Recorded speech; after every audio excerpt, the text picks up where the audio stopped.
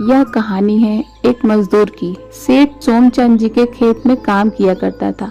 सेठ सोमचंद जी का खेत गांव में सबसे बड़ा खेत था और वहां कई मजदूर काम किया करते थे।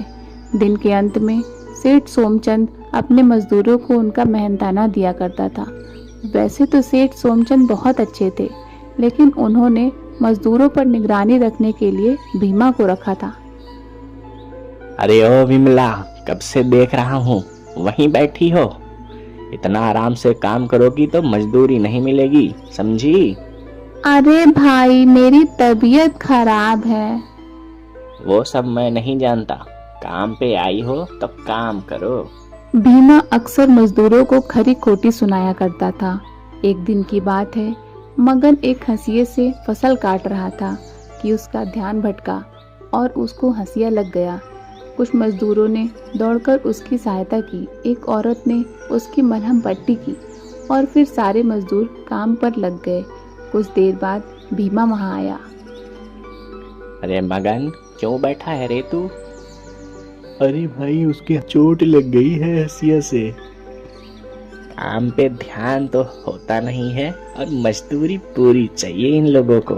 अब इनकी मलहम पट्टी का खर्च भी झेलो। एक दिन सेठ को कंगाल बना के छोड़ेंगे ये लोग। भीमा की खरी खोटी सुनकर मगन को गुस्सा आ गया और वो बिना कुछ बोले घर निकल गया। घर पहुंचकर उसने अपनी पत्नी को सारा माजरा बताया। बेचारी चोट देखकर रोने लगी। अरे पगली, तू क्यों रो रही है? कुछ दिनों में ठीक हो जाएगी। यह चोट तो ठीक हो जाएगी जी, लेकिन उसका क्या जो भीमा आपको हमेशा बातें सुनाया करता है। उसकी तो आदत ही है।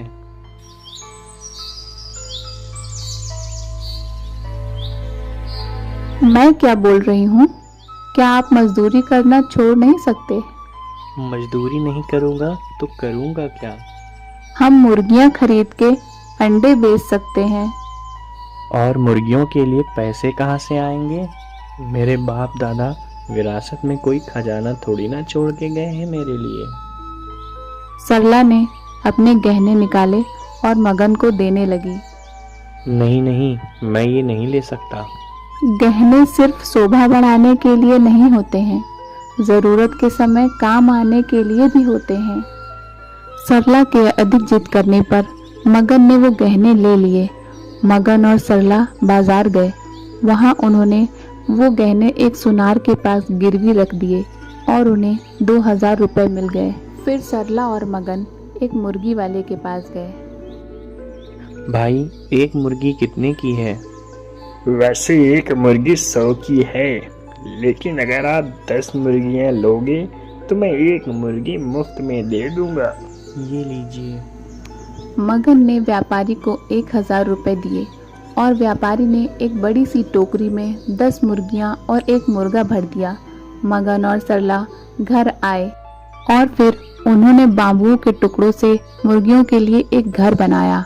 मुर्गियों को अंदर खेलता कूदता देख सरला और मगन बहुत खुश हुए। अगले दिन सरला ने सभी मुर्गियों के अंडे इकट्ठे किए। मगन उन अंडों को एक व्यापारी के पास ले जाता और उसे 10 अंडों के 30 रुपए मिला करते थे। यह उनका रोज का सिलसिला था।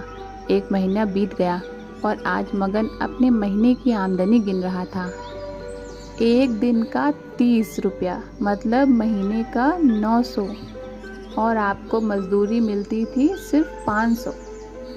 अरे वाह, मैं सोच रहा हूँ कुछ पैसे जौहरी को दे आऊं। नहीं नहीं, जो पैसे ज्यादा हैं उनसे हम और ज्यादा मुर्गियां खरीद लेंगे। इससे हमें और ज्यादा मुनाफा होगा।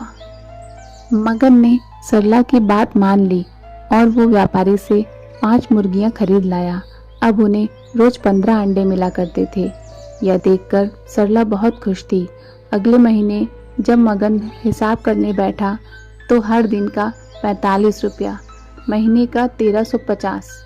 अरे बाप रे। अब मगन को गणित समझ आ गया था। अब अगले 3 महीने तक मगन 10-10 मुर्गियां खरीदता रहा। अब कुल मिलाकर मगन के पास 50 मुर्गियां थीं। अब से रोज उसे 150 रुपए मिला करते थे। यह देख वो बहुत खुश था। इस बार जब उसने हिसाब किया तो पूरे महीने के 4,500 रुपए कमाए थे। देखा, मैं ना कहती थी। हाँ हाँ चलिए, कब तक मेरे हाथ यूं ही खाली रहेंगे। दोनों सुनार के पास गए। 2,000 के ब्याज के साथ 250 रुपए हुए। ये लीजिए।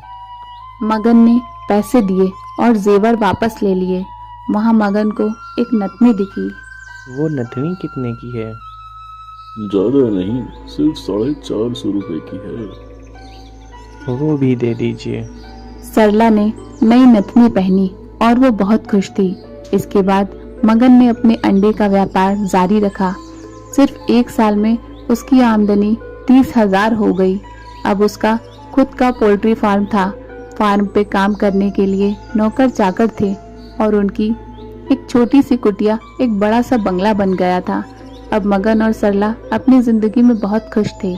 सिर्फ 1 साल पहले मगन एक मामूली सा मजदूर था और अब वो एक पोल्ट्री फार्म का मालिक है। अगर सरला जिद ना करती तो अभी भी मगन मजदूर ही होता।